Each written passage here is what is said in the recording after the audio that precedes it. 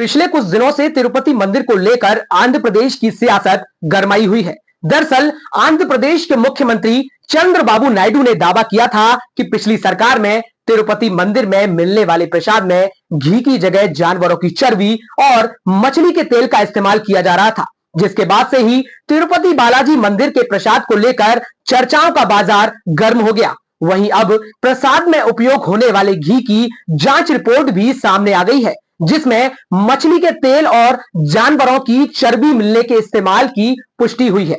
अब इस पूरे घटनाक्रम के सामने आने के बाद पूरे देश में संत समाज में नाराजगी देखने को मिल रही है। संत कह रहे हैं कि तत्काल प्रभाव से मंदिर का ट्रस्ट बोर्ड भंग किया जाना चाहिए, क्योंकि यह मामला करोड़ों श्रद्धालुओं की आस्था से जुड़ा है। दरअसल इसी साल जून में जगन मोहन रेड्डी की पार्टी आंध्र प्रदेश में विधानसभा चुनाव हारी और नायडू ने एनडीए की सरकार बनाई। वहीं 9 जुलाई को मंदिर बोर्ड ने घी के सैंपल गुजरात स्थित पशुधन लैब भेजे और 16 जुलाई को लैब रिपोर्ट आई। इसमें एक फर्म के घी में मिलावट पाई गई। हालांकि 22 जुलाई को मंदिर ट्रस्ट ने बैठक की और फिर 23 जुलाई को घी के सैंपल लिए गए और जांच के लिए भेजे गए, जिसकी रिपोर्ट 18 सितंबर को सामने आई। इसके बाद से नायडू ने सीधे तत्कालीन जगन सरकार को कटघरे में खड़ा किया। जांच रिपोर्ट में बताया जा रहा है कि लड्डुओं में जो घी का इस्तेमाल हो रहा था वह मिलावटी था। इसमें फिश ऑयल, एनिमल टलो यानी कि पशु में मौजूद फैट और लार्ड यानी कि जानवरों की चर्बी पाई गई। वहीं आपको यह भी बता दें कि तिरुपति मंदिर देश के सबसे बड़े मंदिरों में से एक है और यहां हर साल करीब 3 करोड़ श्रद्धालु दर्शन करने के लिए आते हैं। यानी कि रोजाना करीब 82,000 श्रद्धालु भगवान वेंकटेश्वर स्वामी के दर्शन करते हैं और करीब 3.5 लाख लड्डू तैयार किए जाते हैं और सभी श्रद्धालुओं को प्रसाद के रूप में लड्डू दिए जाते हैं। और इस पूरी व्यवस्था का संचालन उस कमेटी के द्वारा किया जाता है जिसका गठन हर 2 साल में आंध्र प्रदेश की राज्य सरकार करती है। वहीं जांच रिपोर्ट सामने आने के बाद अब देखना यह होगा कि राज्य सरकार इस मामले में क्या कुछ ठोस कदम उठाती है और इस मामले में शामिल लोगों पर कब तक कार्रवाई होती है। तिरुपति बालाजी के प्रसाद में जिस तरीके की मिलावट की बातें हम लोगों को सुनाई पड़ रही हैं, ये बहुत दुखद है, आत्मा का वध करने जैसा है। आजाद देश में कोई सनातनियों की भावना से इतना बड़ा खिलवाड़ कर सकता है और वो भी प्रादेशिक सरकार के संरक्षण में या उसकी देखरेख में या जो भी, वो मेरी समझ से परे है। हम लोगों के संविधान में यह कहा गया कि सब लोग अपनी अपनी पूजा पद्धति अपने अपने अनुसार मानेंगे, लेकिन क्या संविधान में यह परमिशन है कि हमारी पूजा पद्धति पर अधिकार प्रादेशिक सरकार का होगा या उस पर कमेटी बना के रखी जाएगी, अथवा उसमें मिलावट होगी, अथवा उसमें भी कुछ ऐसी चीजें मिला दी जाएंगी जिससे सनातनियों का धर्म बर्बाद हो जाएगा। तिरुपति बालाजी में जिस तरीके की पवित्रता का ध्यान रखा जाता है हम सब जानते हैं, लेकिन जिस तरीके की न्यूज आ रही है ये ठीक नहीं है। और अगर ये सच है तो निश्चित तौर पर हम सब सनातनियों के साथ बहुत बड़ा आघात हो रहा है।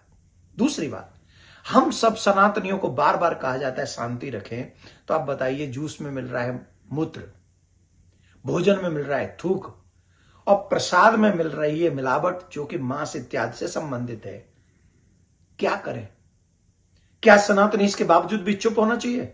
नहीं, ये अगर सच है तो इसके अगेंस्ट, इन सब के पीछे कौन सा है, कौन व्यक्ति है, पहले ये पता करें और फिर इसके अगेंस्ट में इतनी कठोर कार्रवाई हो कि दोबारा किसी का साहस न हो सके। ये मैं भारत सरकार से और सुप्रीम कोर्ट से भी निवेदन करूंगा कि अगर आप भी संविधान के तहत है ना, तो आपकी ये जिम्मेदारी बनती है कि आप इस पर गहन जांच करके जल्दी से जल्दी जांच करके दोषियों को बहुत बड़ी सजा दें, इतनी बड़ी सजा दें कि बस उन्हें पता चले। और सनातनियों से निवेदन करेंगे, भगवान को नहीं बचा सकते, भगवान के सम्मान को नहीं बचा सकते, भगवान के प्रसाद को नहीं बचा सकते, भगवान की यात्राओं को नहीं बचा सकते, अपने आप को हिंदू कहते हो? थोड़ा सोचो, जागो और आगे बढ़ो। कोई बचाने नहीं आएगा, हमें खुद बचना होगा। बांग्लादेश भारत में न बने, इसकी तैयारी हमको और आपको करनी होगी। भगवान तिरुपति बालाजी मंदिर में जो प्रसाद वितरण हुआ है उसमें मछली का तेल और चर्बी पाई गई।